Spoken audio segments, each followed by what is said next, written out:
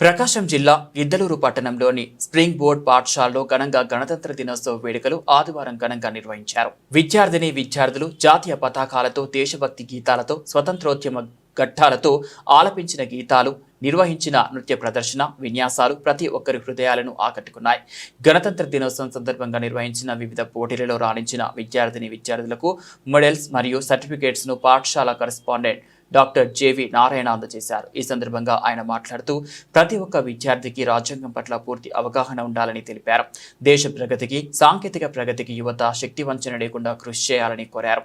ప్రపంచానికి భారతదేశం ఆదర్శంగా నిలవాలని, వికసిత భారత్ 2047 లక్ష్యాన్ని చేరుకోవాలని భారత ప్రధాని నరేంద్ర మోడీ ఇచ్చిన పిలుపుకు ప్రతి ఒక్కరూ స్పందించాలని కోరారు. ఈ కార్యక్రమంలో పాఠశాల డైరెక్టర్ మణి చైతన్య, ప్రిన్సిపాల్ శ్వేత ప్రియదర్శిని, అధ్యాపకేతర సిబ్బంది, తల్లిదండ్రులు పెద్ద సంఖ్యలో పాల్గొన్నారు.